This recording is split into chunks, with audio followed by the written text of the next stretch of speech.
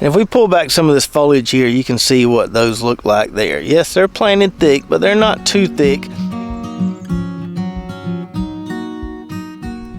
What's up, Lazy Dog fam? Hope all y'all are having a phenomenal day. It is Thursday, December 26th here in South Georgia. Happy late Christmas to everybody out there. And lately we've been harvesting some of these beautiful and delicious carrots from one of our raised beds here. So on today's video, I want to backtrack a little bit, talk about how we got to this point here, provide a lot of helpful tips on the way, kind of put together an ultimate carrot growing guide for you all. So we've got this bed of carrots that we've been harvesting recently. You can see those are sizing up pretty well. These were planted back in early October, so we're about 70-75 days from planting. And then this carrot bed here was planted about 3 or 4 weeks after that one I just showed you. This is a mix of seeds that a viewer sent us, and we're just trying them out, seeing how they do. So first, let's talk about planting time. So in my opinion, overwintered carrots planted in the fall and grown through the winter, are so much better and sweeter than carrots planted in the spring. But not everybody can overwinter carrots because it may be too cold where you live to do that. So let me kind of give you a basic guideline on whether you can overwinter carrots or not. So in the past, I've only seen significant damage to carrot tops when the temperatures got below 20 degrees. We got down to 17 here, I say 3 or 4 years ago, and our tops got burnt back pretty bad. But anything down to 20 doesn't seem to hurt our carrots at all. So if you live in an area that rarely gets below 20 degrees and you're able to maybe cover the carrots when you do get below 20 degrees, you should definitely go for it and try overwintered carrots. Now maybe you missed the boat on the overwintered carrots but still want to grow some, so you want to plant some spring carrots. If you live in the deep south, you could probably still plant carrots right now, especially if you've got a stretch of 7 to 10 days of relatively warm weather. The big thing to watch out for is the soil temps. You want those soil temps in the 60 to 70 degree range for good carrot germination. That's why we plant our overwintered carrots in October once those soil temps get in the 70s. But if you live way up north where it's really cold right now, probably going to have to wait till those soils warm back up a little bit and say late winter, early spring before you can get some carrot seeds in the ground and get some good germination. So hopefully that gives you an idea of when you can plant carrots. Some of you may be able to do a fall planting and a spring planting. Some of you may be only a spring planting. Now that we've covered planting times, let's get into the bed prep we did for these beds, what we like to do before planting our carrots. So because carrots are a root veggie and they like to grow down fairly deep, we need some soft, relatively fluffy soil to grow some nice carrots. If you plant carrots in some really hard dirt, probably going to end up with a bunch of stubby carrots. So we need some nice fluffy soil for them. Now if you're just growing in raised beds, as I'll show you in a minute, that's pretty easy to do. But maybe you've only got an in-ground garden and you got relatively hard soil. That's going to be a little bit tough for carrots. So what I'd recommend doing is taking some compost or something nice and fluffy and kind of making you a nice mound there where your row is going to go, and plant your carrot seeds into that. That way they don't struggle as they grow down in the soil and get larger for you. But anyways, as I want to kind of provide a start to finish demonstration here, let's flash back to when we prepped this bed for planting carrots. I'll show you what all we added in that bed that we're harvesting now. So we'll start by adding our coop grow here. We're just going to sprinkle this over the entire bed. We are going to be planting these carrots in rows today, but we're going to pack these rows in here pretty tight, and that's why we're just going to sprinkle the fertilizer over the entire bed. And I'm going to take one whole bag of mushroom compost here and dump that over the bed. And that don't look like enough. Let me go get one more bag. There we go. 2 bags looks like more the appropriate amount here. So now we're just going to kind of spread this out a little bit and also mix it into the soil a little bit. And there we go. That looks pretty good there. So as I mentioned earlier, this mushroom compost is going to help this soil retain nutrients so it doesn't get flushed out as bad when we get a heavy rain. Also going to help it retain moisture, which is going to be important for that carrot seed germination. All right, so as you can see there, pretty simple. The main thing to remember is we don't want to put a ton of nitrogen down because we might end up growing all carrot top and not a whole lot of carrots. So if you're using some manure-based compost, be a little bit careful. Don't get too much nitrogen in that soil before planting your carrots. And one more thing to mention about the bed prep or picking the spot where you're going to be planting carrots, it's good to pick an area with a relatively low, what we call weed seed bank. You don't want a ton of weed seeds in the soil that are going to germinate and compete with those carrots as they get up and going. So if you can, if you have the option, pick a spot that typically has relatively low weed pressure.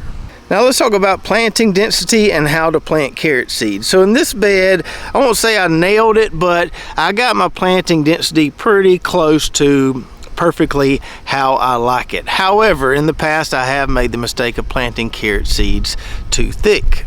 And yes, you can always go back and thin out those carrot seedlings once they germinate, but I don't really like to do that. I try to get it right the first time, although last year I did plant mine way too thick. So let's do another flashback here back to early October when we planted those carrot seeds in that bed there. I'll show you that double row technique we use that's really helpful to grow a lot of carrots in a small space, and show you how we scatter those seeds in a band along the row. So we're going to be planting double rows today. Carrots do great planted on double rows. Great way to maximize space in your in-ground garden or in your raised beds. So each line of tape here will have a row of carrots on each side of it. So to plant these carrot seeds, we need to start out by making us some little furrows on each side of these tape lines here. And we really don't even need a garden tool for this because carrot seeds are pretty small, so we don't need a really deep planting furrow. So we can just scratch one out with our finger there, 1/2 inch deep or so, maybe a little bit deeper than that, but don't go too deep with these. That should be good. And then we'll do another one on this side of the tape right here. So we'll start out with our Miami carrots here, and unlike say a corn, a bean, or a pea seed, you don't want to plant these in a single file line here. You kind of want to scatter them in a band because you want them planted kind of thick. So we'll dump some seeds out here, and then we just want to grab a little pinch and just lightly sprinkle them in a band along that little furrow we created there. Now we just need to lightly cover them up. So we're just going to fill back in these furrows here with our hand and kind of pack them down a little bit. And so what I learned this year compared to last year is that I'm way better off planting in linear rows as opposed to last year when we planted that round raised bed and we just scattered seeds over the entire bed. So for whatever reason, I'm a lot less heavy-handed when I plant in a straight row. I don't put down as many seeds, my carrots don't get planted too thick, and I end up with some nice sized carrots. And to give you a better idea of the planting density we used in this bed behind me here, I put down approximately 200 seeds per 6-foot double row. And that would equate to about 100 seeds per 6 foot of single row, or approximately 15 seeds per row foot. So using that approximation, I think 15 seeds per row foot is a good goal to aim for. That's going to give you a nice stand of carrots. It's not overcrowded and too thick. Now that's assuming you've got some good viable carrot seeds and you plant them at the right time so you get nice consistent germination. And if we pull back some of this foliage here, you can see what those look like there. Yes, they're planted thick, but they're not too thick. You can also see how planting in that band works. So all the carrots are not, right down the line behind one another. They're kind of in a 2 to 3 inch wide band there. And as I mentioned on that carrot planting video back in October, extremely important to keep the soil moist for at least 7 to 10 days after planting because carrots take a long time to germinate. And if you let that soil dry out at any point before those seeds germinate, you probably won't get a really good germination rate. So some people will accomplish that by wetting down the soil right after planting, then putting a tarp or even a piece of plywood over the soil to keep it nice and moist for that 7 to 10 day period. Other people like myself will just come out here with a hand watering wine, give that bed a splash 1 to 2 times a day for those 7 to 10 days directly after we plant. And once those carrot seedlings emerge and start growing, you're probably going to have to do some very delicate weeding early on, because if you're not careful, those weeds will quickly outpace your carrot growth. So when I see tiny little weeds between my carrot rows, even as small as that one right there is, I like to go ahead and pluck them out before they become a bigger problem later. And if you manage those weeds well early on, at some point when you get a nice dense foliage canopy like we have here, you really shouldn't have to worry about weeds at all. That's one reason why we try to stack so many rows in a 4x6 bed like this. We're going for that thick foliage canopy that's going to shade out any further weed development. Now, I'm not saying you still can't grow a decent crop of carrots if you do let the weeds get the best of you. I've had that happen in years past with in-ground carrot grow outs where the chickweed kind of exploded on me, but it makes harvesting a lot more difficult when you do have a lot of weeds in there. When you go pull up a bunch of carrots, you're pulling up a bunch of weeds, and you got to kind of tease through all those weeds as you get your carrots out of there, especially if you're going to leave the tops on them for a little while. And if you're going through there and kind of cherry picking certain carrots, looking for ones that have maybe sized up quicker than the others, a lot easier to see those when they're not surrounded by a bunch of weeds. So we talked about planting times, how to plant, planting density, the importance of keeping the weeds under control. Now let's talk about feeding, because you're probably going to need to fertilize your carrots a little bit for optimal performance. So as you saw in that clip earlier, before planting our carrots, when we were doing our bed prep, we put down a relatively balanced granular organic fertilizer. We use the Coop Grow, which has a 3-3-4 analysis. Anything relatively balanced should be fine. You just don't want something that has a really high nitrogen number compared to the other two numbers. Now, how many times you fertilize thereafter will depend somewhat on your soil type, but I would say you probably need to at least feed them one more time. So when these carrots were the size of these carrots, we sprinkled some more of that Coop Grow down each side of the double row, and you can see they've responded well to it. And just to demonstrate how we do that, since these here are due for feeding anyways, I'll show you real quick. So we just take a few little handfuls of that Coop Grow and just sprinkle it right alongside each side of that double row. So then we'll go in between these two double rows right here. Give it a nice little sprinkle. Then I always like to come back with my hand and just lightly mix it into the soil. I don't want to disturb those carrot roots a whole lot. Just want to give it a gentle, light mixing there. And after that second fertilization, when the plants are, say, 5 to 6 inches tall, from there on out, just let the plants tell you if they need more. These here were only given that one additional side dressing of Coop Grow. The leaves have been nice and green and lush, so I haven't felt like they needed any additional fertilizations. However, these leaves were looking pale yellow. I would probably feed them again.